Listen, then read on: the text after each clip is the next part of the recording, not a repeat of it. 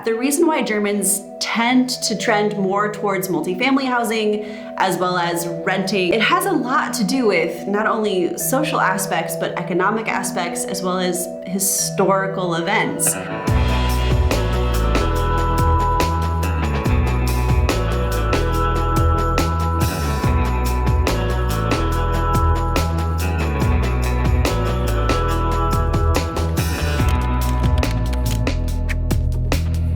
Hi guys, welcome back to our channel. If you're new here, my name's Ashton. I'm Jonathan. And along with our son Jack, we're the Black Forest family. So if you've been following our channel for any length of time now, you will know we bought a house. Yeah, and ever since we signed the contract documents, gosh, just about what, eight months ago? Yeah, something like that. Yeah. I mean, honestly, this whole process of being under construction on a new home has really opened our eyes to just how different the construction process is here in Germany from what we're used to in the United States. And you know, it's not just the construction processes. There are some significant differences between houses made in Germany and houses made in the United States.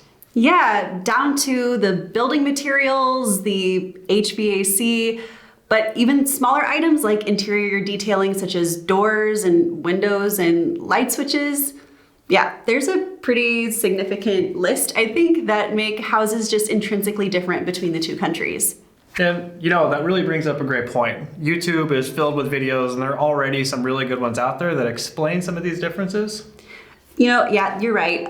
So for example, there's a really awesome video that was done by Feli in Germany. She's a German girl who is living in the United States, and she did an awesome video about this. But you know, also there's another couple called Passport 2, and you might be familiar with them. They're a fellow American couple who are living here in Germany. And they did a great video that just talked about some of the differences that we as Americans experience by living in German housing. So please check out their videos. We'll put the links down below in the description if you want to watch those as a primer for this video. But you know, given the fact that we're actually building a house here in Germany and given our professional backgrounds, we also thought that maybe this would be the perfect opportunity to give this topic a proper Black Forest family treatment and really dive deep into why these differences exist, how they came about, and what they can ultimately tell us about each of their respective countries. All right, and to give a little bit of a background here on why we think we're capable of talking about this, I'll go ahead and get started. I'm a mechanical engineer, and I have been one for the last 10 years. And I really love to learn about how things work and how they operate and how they come together. And I've been living in Germany since 2013. And I've lived now in 3 different apartments here in Freiburg. And so a little bit about my professional background as well. I can't officially say that I am Dr. Ashton just yet, but my PhD is actually wrapping up next week. But beyond that, I actually have a bachelor's of interior design as well as a master's of architectural studies where I actually did an emphasis in architectural history. So in addition to that, I also was a university lecturer where I taught courses on construction methods, building design, architectural history, urban planning, you name it. And I also have a professional background working in architecture firms in both the United States and here in Germany.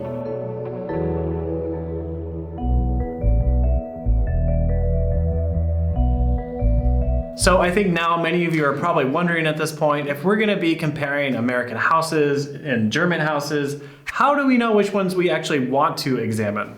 Yeah, to be fair, this is a little bit easier from the American side of things. We just, quite frankly, don't have the depth of history as our European counterparts. But you actually bring up a really good point, because when we look at German residential archetypes, there's a lot to choose from. Like I said earlier, how do we know which building we want to choose from? Now is the time for us to set up some parameters. So for starters, we're only going to be tackling modern residential construction. For us, that's basically anything that was built within the last 100 years. In addition, we're not going to be tackling, at least in this video, the various regional archetypes of homes in both the United States and Germany. Yeah, because we know there's a big difference between a New England colonial and a California bungalow. Yeah, but despite these sort of stylistic differences, they actually still share a lot in common in terms of construction methods and construction materials, for example. And again, guys, there is a lot to address here. We cannot get all of this into one video. This will be a series and we will get to all of the points. Yeah, so in this video, again, we're gonna be talking about construction and design. But in our next video, what you can expect from us is a lengthy discussion about differences in housing costs, whether you're renting or buying, or what that means if you want to get a home loan in the United States and Germany. So if you're really interested about this topic and you want to learn more, make sure you hit that subscribe button and the notification bell to be first notified when that next video goes live. So, lass uns anfangen, and let's get started with part 1 of this series, where we specifically take a good detailed look into construction methods and design.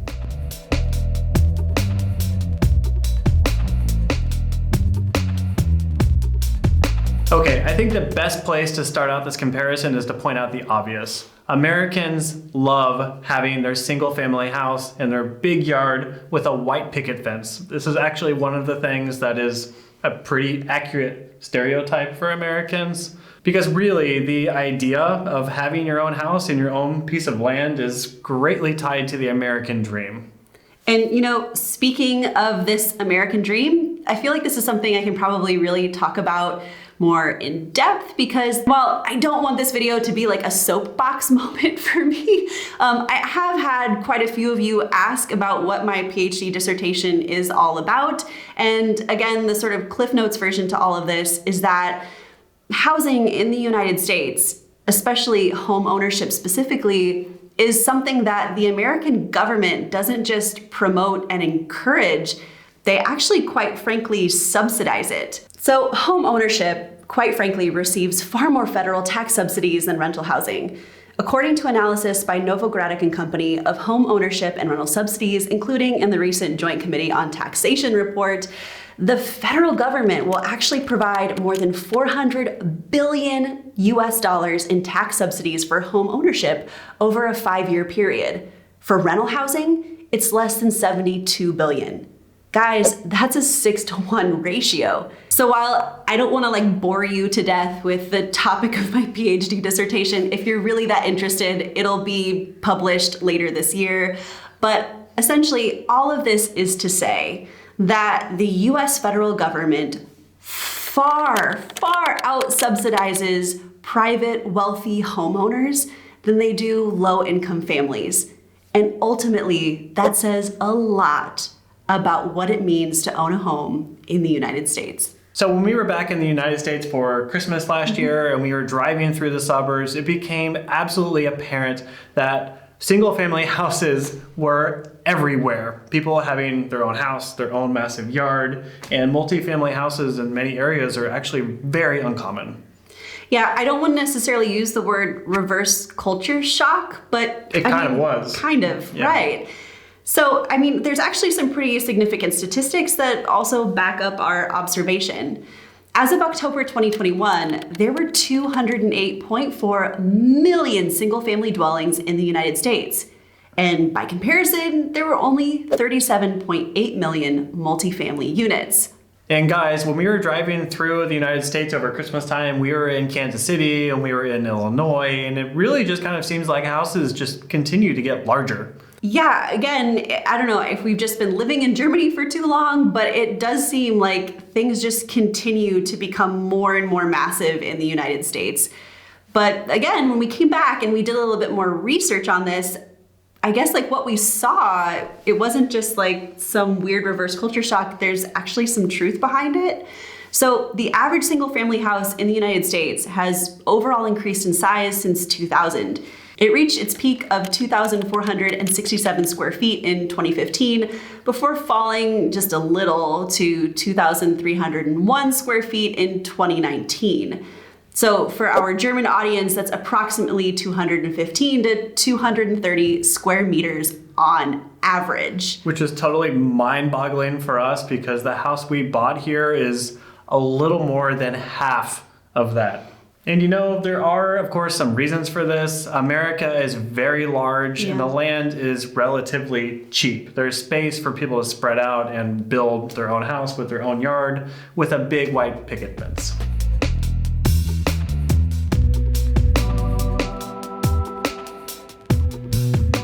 All right, now guys, so by contrast, here in Germany, they not only have a larger proportion of the population that rents versus owns, but they also have a much larger proportion of the population living in multifamily housing. Yeah, don't get us wrong. You can find plenty of large single-family houses in the countryside, but it's important to point out that in Germany, the houses and the renting population is going to differ significantly. So what exactly is behind this trend towards multifamily housing and such a low home ownership rate? Well, there are a couple of reasons, and to tackle the elephant in the room about Germany's heavy rental market, it kind of has something to do with what happened in the 1930s, 1940s.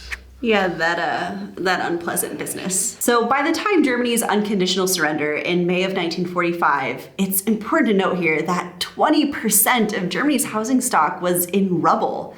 Some 2.25 million homes were gone. Another 2 million were damaged, and a 1946 census showed that an additional 5.5 million housing units were needed in what would ultimately become West Germany. And Germany's housing wasn't the only thing in tatters. The economy was just a disaster. Financing was practically non-existent and the currency was virtually worthless. So if Germans were going to have a place to live, some sort of government program was the only way to rebuild it. And soon after West Germany was established in 1949, the government pushed through its first housing law, and home building boomed thanks to a combination of direct subsidies, as well as a generous tax exemption that was available to public, nonprofit, as well as private entities. West Germany actually chopped its housing shortage in half by 1956. But the vast majority of new housing units were rentals in multifamily buildings. And you might be wondering why, and what we found was that basically there was little demand for potential buyers. The German mortgage market was incredibly weak, and quite frankly, German banks required borrowers to plunk down huge chunks of money. So there are some more modern reasons for this too. So for example, in the United States, if you own your house and you live in your house, you have a mortgage on your house, you can actually deduct the interest from that mortgage on your taxes. But in Germany, if you're an owner of the house, you have a mortgage, you cannot deduct it. In addition, German banks are a lot more risk averse. It's gonna make getting a home loan a lot more expensive and harder to get. That's not necessarily a bad thing because America doesn't exactly have the best track record in terms of making secure, good, sound investment home loans that aren't risky. Yeah. A few problems. That may have impacted the whole world. A bubble may have burst. Yeah, it did. We'll just put it that way. Yeah. Boy, that escalated quickly. I mean, that really got out of hand fast. Now, guys, I think just to sort of summarize all of this here, I feel like it's important to note that what we've listed out are just a couple of reasons. It's not an exhaustive list here. But it just effectively goes to show that the reason why Germans tend to trend more towards multifamily housing as well as renting over buying, it has a lot to do with not only social aspects, but economic aspects as well as historical events.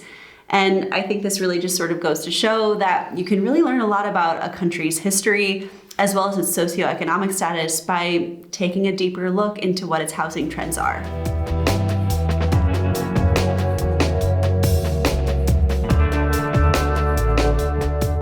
So, and for a number of historical, economic, and political reasons, houses in America are just newer. Yeah, I think that's a good way to put it. I mean, really, this isn't just an observation. Again, this can kind of be backed up by statistics.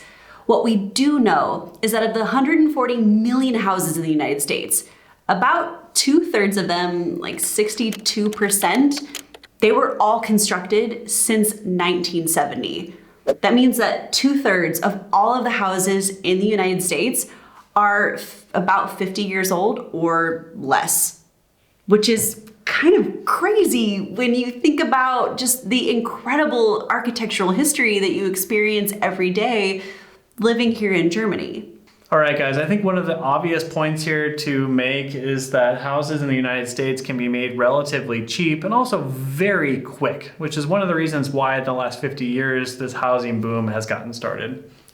Yeah, and I guess as part of that too, it should also be noted that in the US, wood is pretty abundantly available, and it's again also pretty cheap, which makes for it to be pretty much like the natural choice for how we should construct our homes. Now, don't get me wrong, there will always be exceptions to this rule, but on average, in the US, homes are built with wood framing sitting on top of a concrete foundation or a basement. The walls are going to be insulated with typically fiberglass insulation, and the interior walls will use drywall or sheetrock, which is gypsum plaster pressed between sheets of thick paper. From there, the exterior is usually going to be some kind of combination of brick, vinyl, or wood siding, or even EIFS, which is an exterior wall cladding that uses rigid insulation boards on the exterior of the wall sheathing with a plaster appearance exterior. The roof shingles are also going to be made from fiberglass asphalt in various shades of colors. Typically, this is in gray or black, but again, that changes with whatever is fashionable at that particular time. And guys, really by choosing this construction method, houses in the United States can be built really fast, or at least relatively fast. So you can really go start to finish in about 7 months. Yeah, that's pretty incredible when you compare it to Germany, but I don't want to get ahead of myself here.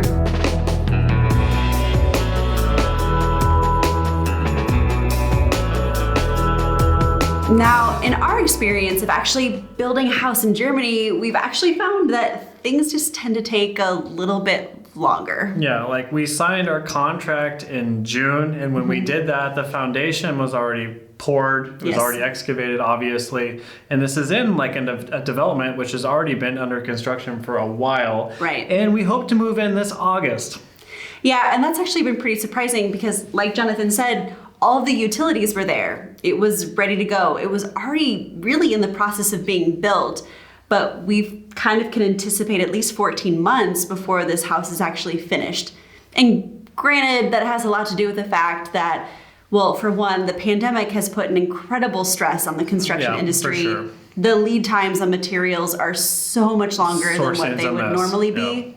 Yeah, absolutely. But on top of all that, we actually got a letter from our developer in December saying that there was a COVID outbreak on the construction site and they had to close down for basically an entire month. Yeah, there's a lot that's going to have to happen in the next 5 months, so we'll be sure to keep you posted.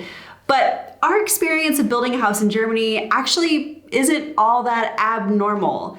In general, we found by doing research for this video that in total and on average, in general, because there will always be exceptions here, it usually does take a little bit longer to construct a house in Germany. And part of that has to do with simply the way that they build their homes. So when it comes to living, Germans love solid construction, and so do we. And that figure is actually backed up by the Federal Statistic Office. Yeah.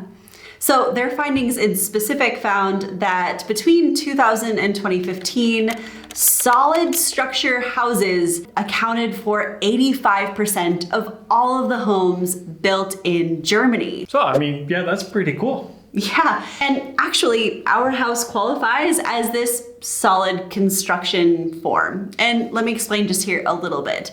So our house in particular uses a combination of both concrete walls as well as something called Kalksandsteinmauerwerk, which is effectively a limestone, sandstone, concrete with what's called Wärme dem Verbund system, which is a warm insulating compound system. And this is really common in modern German residential construction. So solid construction is basically built around non-flammable materials, but I think it's important to keep in mind your timber built houses aren't just gonna spontaneously combust. Yeah, okay. In all fairness, though, these solid construction buildings, they're also going to offer a lot of additional benefits, like being a lot more soundproof, as well as having a higher insulative value than the thin walls of the timber-framed buildings in the United States. Which is actually really important in Germany because everything is so densely packed together. Not hearing your neighbor is a hugely advantageous selling feature, where in America everything is wood and you don't have a neighbor to listen to, so it's really not a big problem. Yeah, although I can say that from living in an apartment building in the United States that is actually built out of like wood frame construction, you hear everything. Everything. Including Everything. entire conversations. Yes. We're not doing anything. We're just sitting around talking quietly. I can hear you through the ceiling. My cats can't sleep. But, to be balanced and fair, I feel like we also shouldn't necessarily just sing the praises of German construction because there are naturally going to be some trade-offs here. So I think at least it's good that we at least mention them. So, for example, any future changes to the home are probably going to be a lot more costly and more time-consuming with a house that is solid construction. In addition, the primary energy consumption and the CO2 emissions in the production of the raw materials are significantly higher than with timber structures. Plus, they're not necessarily regenerative and only conditionally recyclable. But for us, I feel like ultimately we just really love that German houses sort of feel like they're built to last. Yeah, they really do. Like they have a solid feel, even though they're called solid construction. And I think it's really kind of pointed to the fact that Germans typically will do things properly. And of course, there are really some wonderful home developers in the United States, course. so we don't want to just overgeneralize here, but it does feel a little bit like American construction tends to be like slap and dash sort of approach, but here in Germany, it's also really quite telling, I think, that solid construction residential homes, they actually tend to be sold for a higher value than their prefab counterparts. So it's not really just an observation, it's actually worth something in the end.